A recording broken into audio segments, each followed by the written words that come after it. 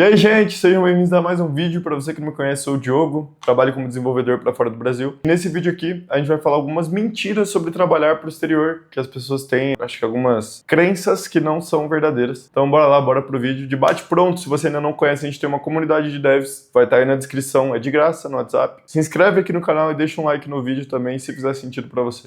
Tamo junto e bora pro vídeo. A primeira coisa que eu quero desmistificar aqui é, será que todo dev ganha muito dinheiro mesmo? Será que essa área dá tanto dinheiro assim? A maior mentira que as pessoas contam sobre o salário do desenvolvedor no exterior é que, sei lá, pô, você vai conseguir ganhar 100 mil reais trabalhando de casa. Já vi pessoas falando isso.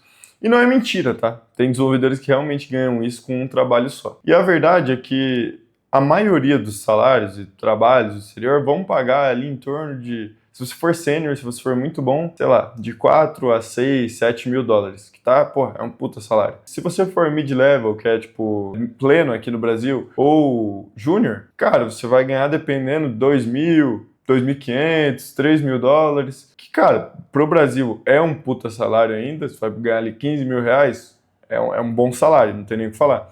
Mas não é já aquela coisa estratosférica que as pessoas vendem para você. Então, assim, calma, não é tão simples assim. É um salário muito bom, mas eu não diria que é o que vai te deixar milionário, tá ligado?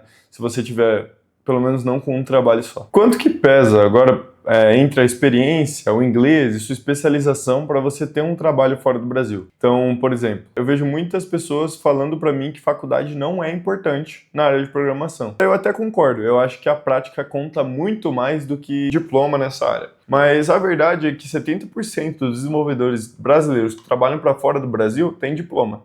Então, assim, você já começa a repensar esse dado, né? Então, assim, eu diria que faculdade é importante, sim, mas o que mais conta é os problemas que você já resolveu em produção na vida real, quantos sistemas você já escalou e a sua stack acaba não importando muito. Calma. Óbvio que importa, mas a verdade é que toda stack tem vaga. Então, assim, escolha uma stack, vá a fundo nela. Eu diria para você ser full stack, não pense em front-end ou back-end, isso não existe mais, seja full stack, se venda bem. A verdade é que você precisa saber se vender e contar uma boa história para o recrutador e para o entrevistador das coisas que você já resolveu. Você pode ser o melhor desenvolvedor do mundo, se você não souber passar isso para outra pessoa, não adianta de nada. Então a experiência prática e a comunicação conta muito mais do que qualquer outra coisa para trabalhar no exterior. Outra coisa que eu acho que é mentira nessa área de trabalhar no exterior, muitas pessoas falam que você precisa só aprender programação para trabalhar lá fora. E não, você precisa ter outras habilidades que eu diria que são até tão importantes quanto programar. Óbvio, você precisa ser um bom programador, um excelente programador, mas, cara, você precisa ter um inglês bom. Bom, Diogo, o que é um inglês bom? Porra, nosso português é excelente, a gente é brasileiro. Se a gente tivesse um português, por exemplo, min abrir PR, eu entenderia. Isso é um português ok, entendível. Eu acho que você tem que ter pelo menos esse nível no inglês. Entendeu? Você não precisa ser fluente, mas pelo menos comunicável. As pessoas têm que entender o que você está falando e você tem que entender o que elas estão falando. Então eu diria que você precisa ter pelo menos um nível comunicável no inglês e ter soft skills de comunicação. Comunicação com o time, comunicação com o cliente, comunicação com qualquer tipo de pessoa.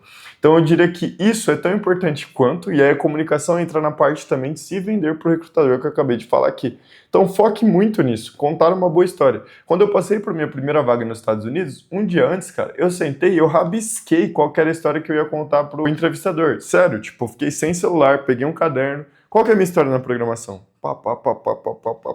Que problemas que eu já resolvi? E aí, enfim, cheguei na entrevista e contei a história que eu tinha falado. E a história ficou muito boa. Então você tem várias formas diferentes de olhar para uma mesma coisa. É aquela do copo pode estar meio cheio ou meio vazio, depende de quem está olhando e quem contou a história. Eu vejo muita gente falar que o que mais reprova o programador é nível técnico. E, óbvio, eu acho que sim, mais de 50% sim. Mas tem uma coisa que não te contam, que reprova muito o programador nas entrevistas, que até às vezes já passou da parte técnica, que é não ter confiança suficiente no que está falando. Às vezes o cara até sabe muito do que ele está falando, ele é bem estudado. Mas na hora de comunicar e na hora de falar, ele não tem confiança para transcrever aquela ideia pro entrevistador. Cai de novo na comunicação. Eu sei que eu tô falando disso o vídeo inteiro, mas é que é muito verdade. Tem muita gente que chega na entrevista e treme, fica nervoso e não consegue falar o que tem que falar. A verdade é que, cara, treina, se prepara para uma entrevista, faz entrevistas antes, chama um amigo seu que fala inglês e fala, cara, vai, me entrevista aí. Pesquisa no ChatGPT como que você pode me entrevistar. E responde para ele. Não gagueja na hora da entrevista. Isso tira muito ponto, pô. Muito ponto seu. Você acha que não, mas você pode estar perdendo vaga só por conta disso. Outra mentira que muita gente acredita é que você não vai fazer nada o dia inteiro e pode programar a hora que quiser. Não é bem assim. A gente tem a rotina bem flexível e geralmente todos os trabalhos são assíncronos, então você não precisa estar no mesmo horário do seu time, mas geralmente a gente tem uma reunião por dia de meia hora, uma hora, dependendo, uma daily, famosa daily. No meu caso está sendo 9h30 da manhã e a gente tem esporadicamente demos com o cliente que a gente está desenvolvendo o software. Então vamos supor que você comprou um software de, sei lá, criptomoeda. A gente está desenvolvendo esse software e eventualmente a gente vai ter uma reunião ou outra durante o dia sobre esse aplicativo para mostrar vídeo, mostrar o aplicativo em produção e tudo mais. Diogo, então é só isso? É essa reunião de manhã e uma demo de vez em nunca? Não, não é isso. A gente precisa também botar o dia inteiro ali no chat respondendo e estando presente com o time, até para tirar as dúvidas que você está desenvolvendo para o seu time e o que eles estão desenvolvendo para isso tudo se conectar no final. Então, basicamente, a gente tem que estar presente. E isso é tão verdade que às vezes, cara, como tem gente trabalhando na Espanha, gente trabalhando na Ucrânia, dá 4 horas da manhã, pinga uma mensagem que eu acabo tendo que responder rápido. Então não é um mar de rosas também. Óbvio, eles entendem que você está num fuso diferente, pode demorar um pouco, mas dependendo da mensagem, você tem que ter certa urgência para resolver. Então não é um mar de rosas essa parte também não. Outra coisa que eu vejo bastante gente falar é que programação é uma área estressante. E nesse caso eu vou ter que concordar um pouco. Porque dependendo do ambiente que você está inserido, dos problemas que você tem que resolver, realmente é uma área estressante. Você tem que resolver muita coisa nova todo dia.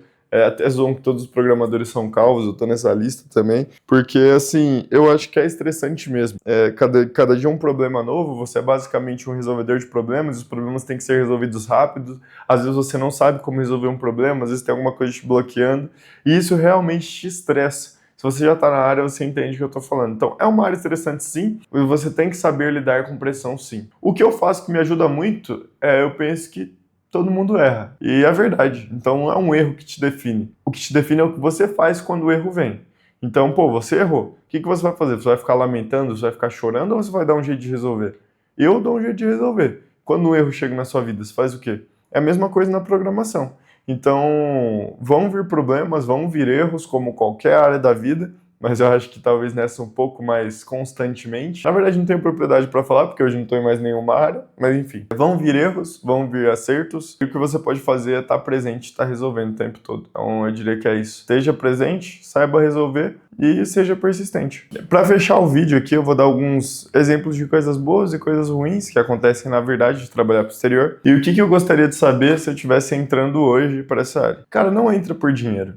Dinheiro por dinheiro, você dá um jeito de fazer. O que vai te trazer dinheiro é venda, saber se vender, esse tipo de coisa. Então não entra por dinheiro. Eu tô nessa área porque eu gosto muito de programar mesmo e eu tenho muita facilidade para isso. Então eu acho que veja por que você tá entrando na área. Uma coisa muito boa que eu gosto dessa área é que a gente acaba conhecendo pessoas do mundo todo, pô. Eu acho muito legal, muito interessante. Várias culturas. Hoje eu tava no Macau com a Diniva, que é uma parceira minha de trabalho.